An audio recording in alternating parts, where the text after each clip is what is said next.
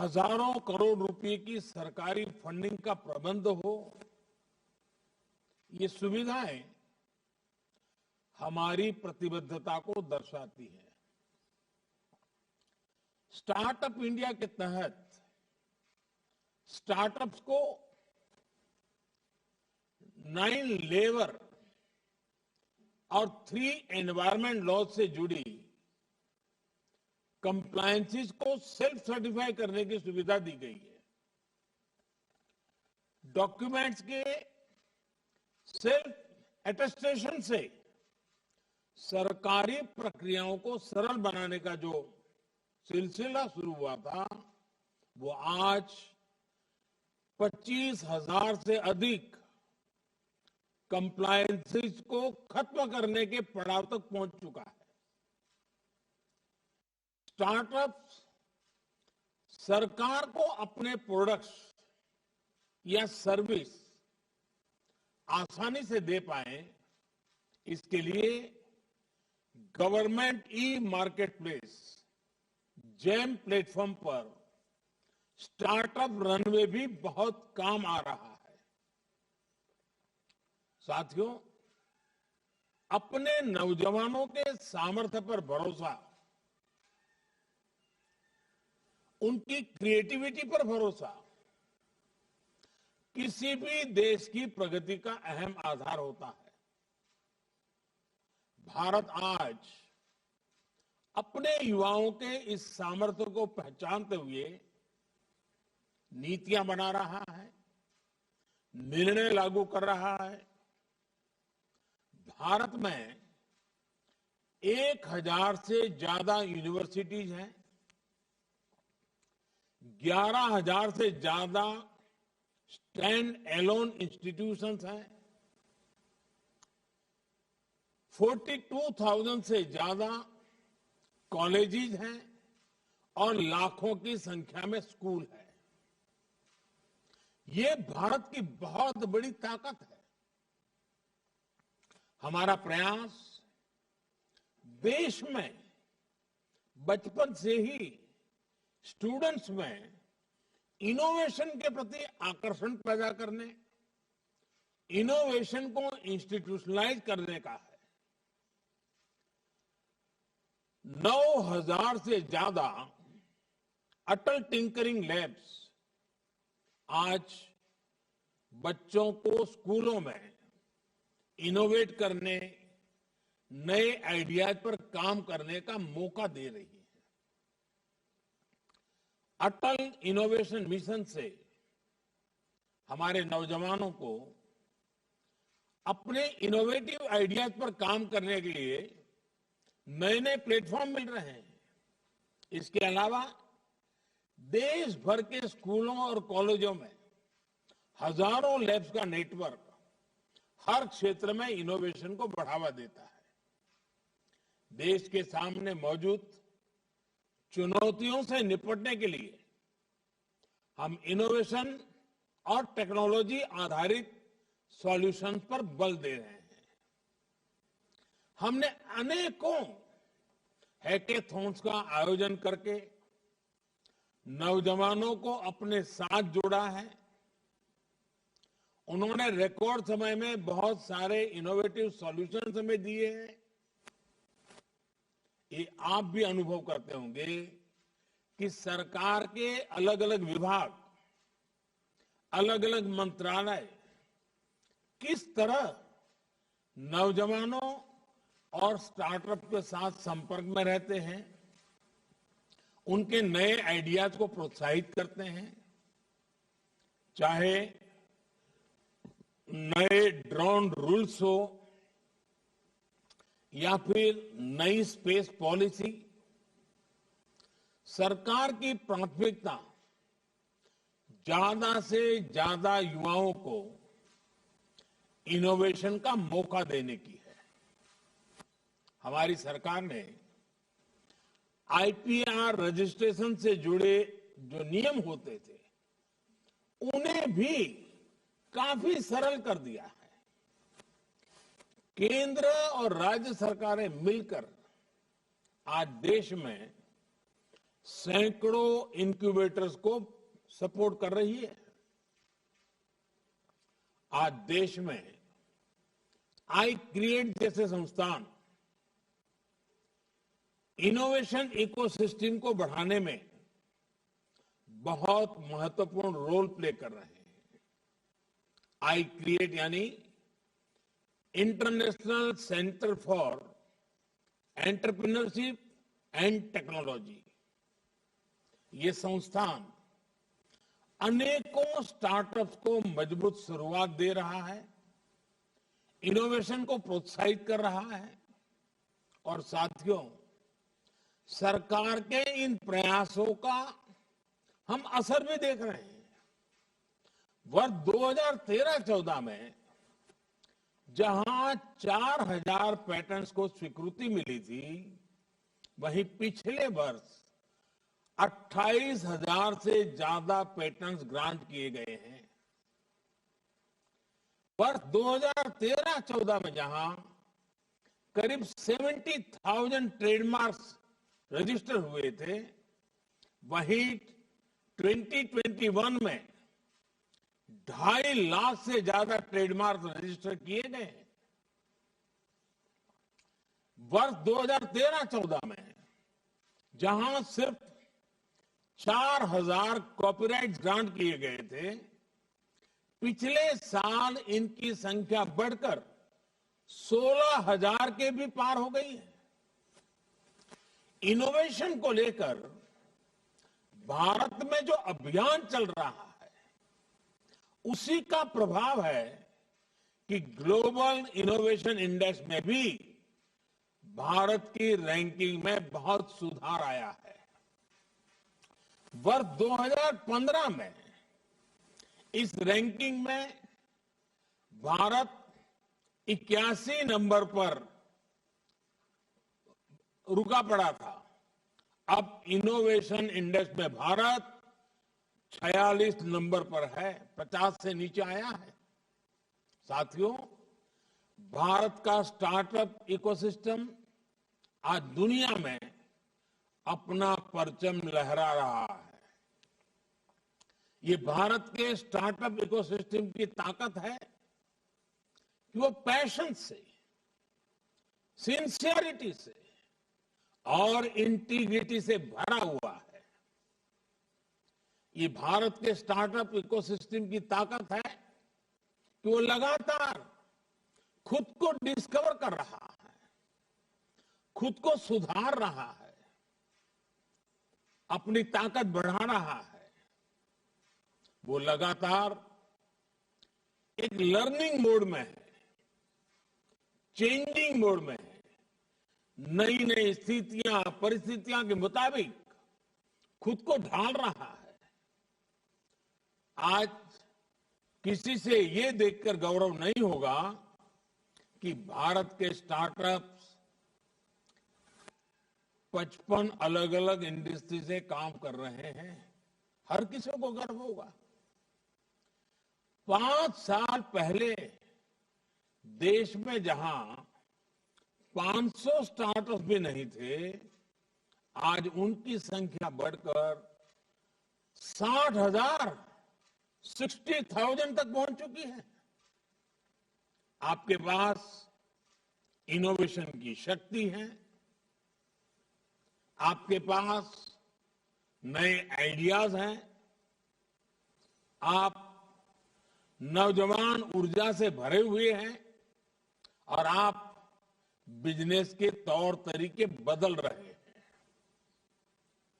Our startups are changing the rules of the game. इसलिए मैं मानता हूं, startups are going to be the backbone of new India. साथियों, entrepreneurship से environment की ये स्पिरिट हमारे यहां डेवलपमेंट को लेकर रीजनल और जेंडर डिस्पैरिटी की समस्या का भी समाधान कर रही है।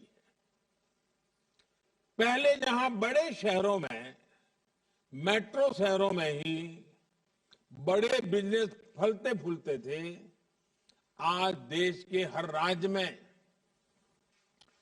650 से अधिक जिलों में कम से कम एक स्टार्टअप है। आज करीब आधे स्टार्टअप्स टियर 2 और टियर 3 सिटीज में है। ये सामान्य गरीब परिवारों के युवाओं के आइडिया को बिजनेस में बदल रहे हैं। इन स्टार्टअप्स में आज लाखों युवाओं को रोजगार मिल रहा है। साथियों, जिस स्पीड और जिस स्केल पर आज भारत का युवा स्टार्टअप बना रहा है, वो वैश्विक महामारी के इस दौर में भारतीयों की प्रबल इच्छा शक्ति और संकल्प शक्ति का प्रमाण है। पहले बेहतरीन से बेहतरीन समय में भी इक्का दुक्का कंपनियां ही बड़ी बन पाती थी, लेकिन बीते साल तो 42 यूनिकॉर्न 42 यूनिकॉर्न हमारे देश में बने हैं। हजारों करोड़ रुपए की ये कंपनियां आत्मनिर्भर होते आत्मविश्वासी भारत की पहचान है। आज भारत तेजी से यूनिकॉर्न की सेंचुरी लगाने की तरफ बढ़ रहा है और मैं मानता हूं भारत के स्टार्टअप का स्वर्णिम काल तो अब शुरू हो रहा है। भारत की जो विविधता है वो हमारी बहुत बड़ी ताकत है। हमारी डायवर्सिटी हमारी ग्लोबल आइडेंटिटी है। हमारे यूनिकॉर्न्स और स्टार्टअप्स इसी डायवर्सिटी के मैसेंजर हैं।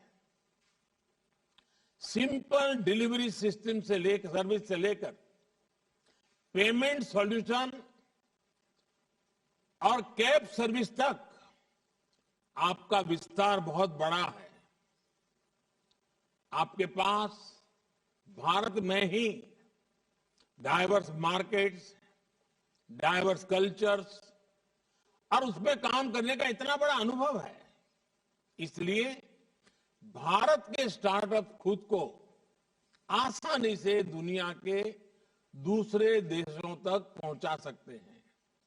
इसलिए आप अपने सपनों को सिर्फ लोकल न रखें, ग्लोबल बनाएं। इस मंत्र को याद रखिए,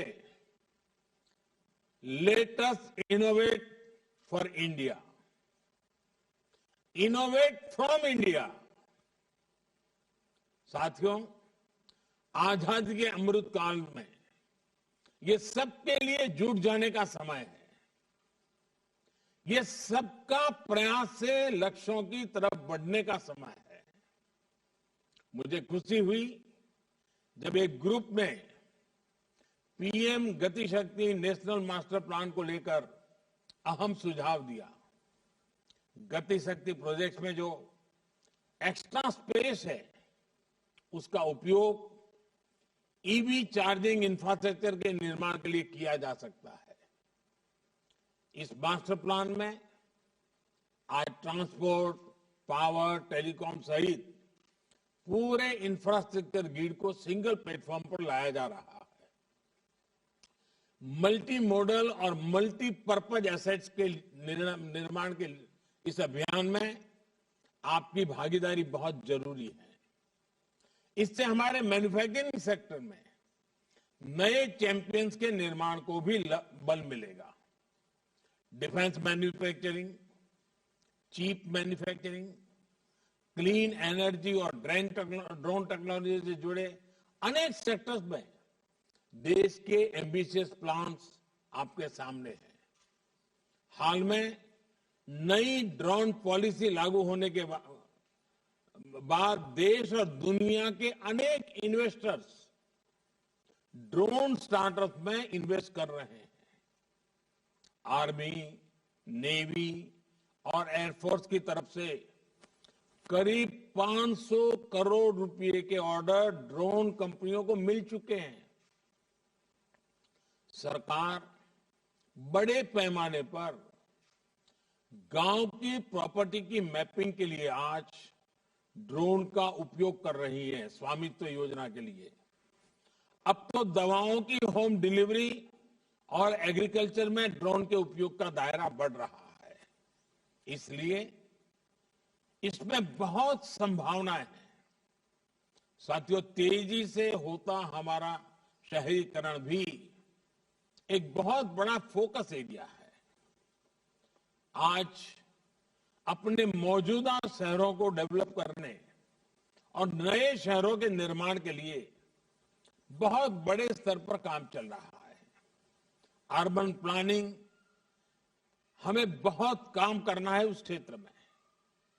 इसमें भी हमें ऐसे वॉक टू वर्क कंसेप्ट और इंटीग्रेटेड इंडस्ट्रियल एस्टेट का निर्माण करना है, जहां श्रमिकों के लिए, मजदूरों के लिए बेहतर अरेंजमेंट्स हो। अर्बन प्लानिंग में नई संभावनाएं आपका इंतजार कर रही हैं। जैसे यहां एक ग्रुप ने बड़े शहरों के लिए नेशनल साइकिलिंग प्लान और कार फ्री जोन्स की बात रखी। ये शहरों में सस्टेनेबल लाइफस्टाइल को प्रमोट करने के लिए बहुत जरूरी है। आपको मालूम होगा, मैं जब COP26 की समिट में गया था, तब मैंने एक मिशन लाइफ की बात कही है। और ये लाइफ का मेरा जो कंसेप्ट है वो ये है कि लाइफस्टाइल फॉर एनवायरमेंट लाइफ। और मैं मानता हूं कि हमने लोगों में उन चीजों को लाने के लिए टेक्नोलॉजी का कैसे उपयोग करें। जैसे एक P3 मूवमेंट आज अनिवार्य है। Pro planet people, P3 movement. हमें जब तक जन सामान्य को एनवायरमेंट के लिए जागरूक नहीं करेंगे, ग्लोबल वार्मिंग की खिलाफ की जो लड़ाई है उसके सिपाही नहीं बनाएंगे, हम इस लड़ाई को जीत नहीं सकते हैं। और इसलिए भारत मिशन लाइफ को लेकर के अनेक विध देशों को अपने साथ जोड़ने की दिशा में काम कर रहा है। साथियों, स्मार्ट मोबिलिटी से शहरों का जीवन भी आसान होगा और कार्बन एमिशन के हमारे टारगेट्स को अचीव करने में भी मदद मिलेगी।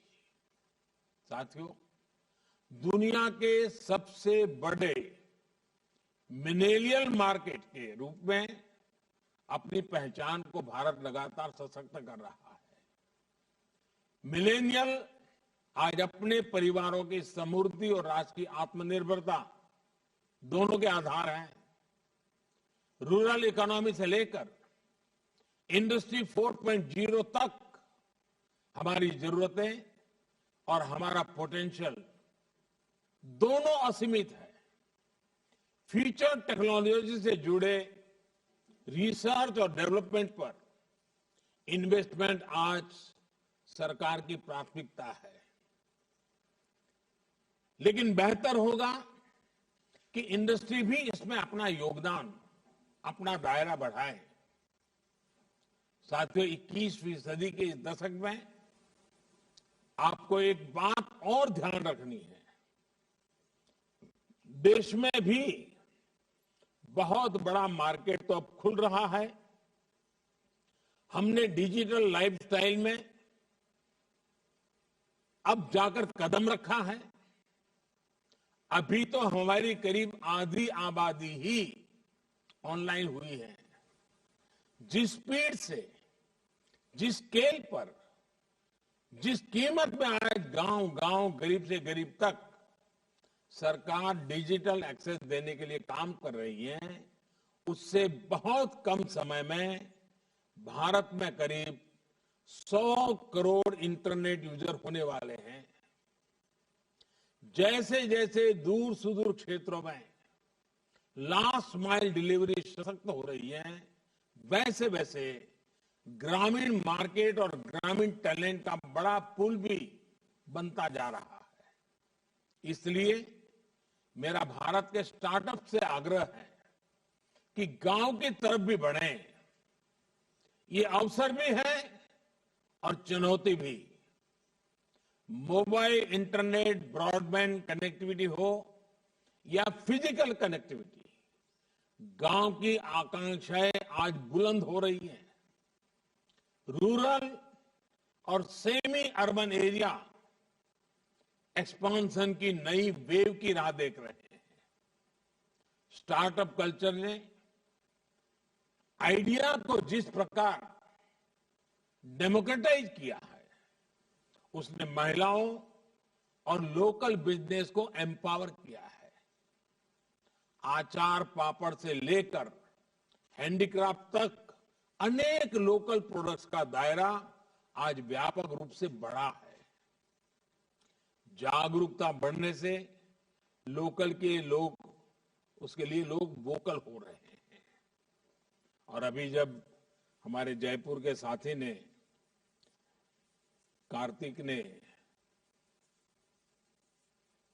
लोकल को ग्लोबल की बात कही और उन्होंने वर्चुअल टूरिज्म की बात कही, मैं आग्रह करूंगा आप जैसे साथियों को कि आजादी के 75 साल हो रहे हैं।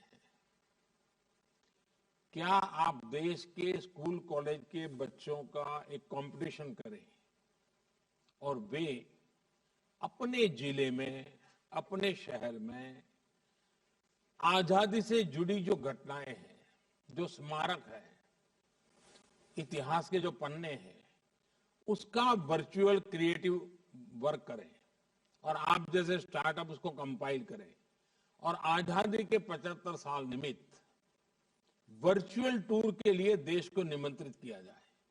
आजादी के अमृत महोत्सव में स्टार्टअप दुनिया का एक बहुत बड़ा कंट्रीब्यूशन होगा।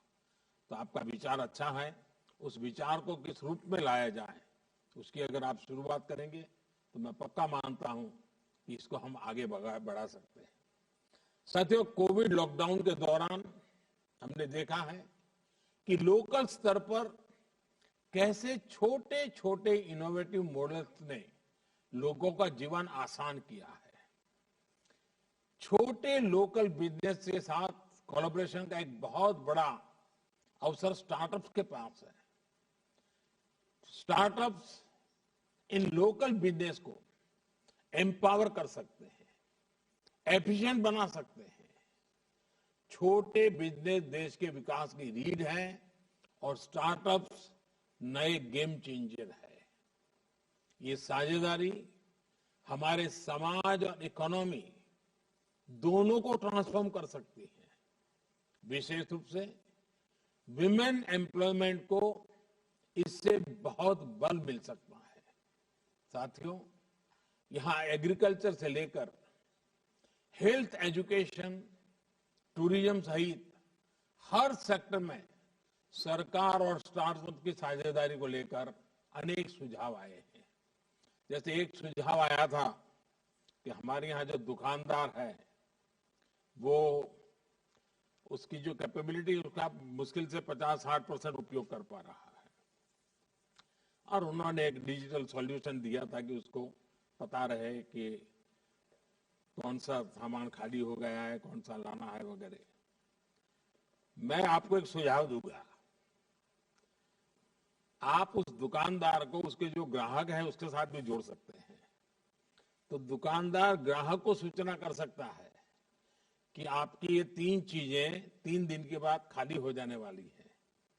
आपके घर में ये 7 चीजें 5 दिन के बाद खाली हो जाने वाली है। उसको मैसेज जाएगा तो घर वाले जो हैं उनको भी डिब्बे नहीं खंगालने पड़ेंगे किचन में कि सामान है कि नहीं है, फलाना है कि नहीं, टिकना है कि नहीं है। ये आपका दुकानदार ही उसको मैसेजिंग कर सकता है। एंड आप इसको बहुत बड़ा प्लेटफॉर्म के रूप में भी कन्वर्ट कर सकते हैं। सिर्फ दुकान की एफिशिएंसी नहीं, परिवार की रिक्वायरमेंट के लिए भी उनको दिमाग खपाना नहीं पड़ेगा। आपका मैसेज ही चले जाएगा कि आपकी हल्दी 1 महीने के लिए ले गए थे, 3 दिन के बाद खत्म होने वाली है। तो आपको बाजार एक बहुत बड़ा आप एग्रीगेटर बन सकते हैं, आप एक बहुत बड़ा ब्रिज बन सकते हैं। साथियों, मैं आपको आश्वस्त करता हूं कि युवाओं के हर सुझाव, हर आइडिया, हर इनोवेशन को सरकार का पूरा सपोर्ट मिलेगा। देश को आजादी के 100वें वर्ष की तरफ ले जाने वाले ये 25 साल, ये 25 साल बहुत महत्वपूर्ण है दोस्तों, और आपके लिए सर्वाधिक महत्वपूर्ण है। ये इनोवेशन यानी आइडियाज, इंडस्ट्री एंड इन्वेस्टमेंट का नया दौर है। आपका श्रम भारत के लिए है, आपका उद्यम भारत के लिए है, आपकी वेल्थ क्रिएशन भारत के लिए है, जॉब क्रिएशन भारत के लिए है। मैं आपके साथ मिलकर के, कंधे से कंधा मिला करके आप नौजवानों की ऊर्जा को देश की ऊर्जा में परिवर्तित करने के लिए पूरी तरह प्रतिबद्ध हूं। आपके सुझाव, आपके आइडियाज, क्योंकि आप एक नई जनरेशन है जो नए तरीके से सोचते हैं, जो व्यवस्थाओं को समझना स्वीकारना बहुत आवश्यक हो गया है। और मुझे विश्वास है कि 7 दिन के मंथन से जो चीजें निकली हैं, सरकार के सभी विभाग इसको बड़ी गंभीरता से लेते हुए सरकार में इसका कैसे उपयोग हो, सरकार की नीतियों में कैसे इसका प्रभाव हो, सरकार की नीतियों के द्वारा समाज जीवन को इसको कैसे लाभ करता हो, इन सारे विषयों का लाभ होने वाला है। मैं इसलिए आप सबको इस कार्यक्रम में सहभागी होने के लिए आपका अमूल्य समय, क्योंकि आप आइडियाज की दुनिया के लोग हैं और इसलिए आपका समय आइडियाज में ही रहता है, और वो आइडियाज आपने सबके बीच बांटे, वो भी एक बहुत बड़ा काम है। मैं आपको बहुत बहुत शुभकामनाएं देता हूं। मकर संक्रांति का पावन पर्व, अभी हवा में वही माहौल है। उस बीच कोरोना में आप अपना ध्यान रखिए।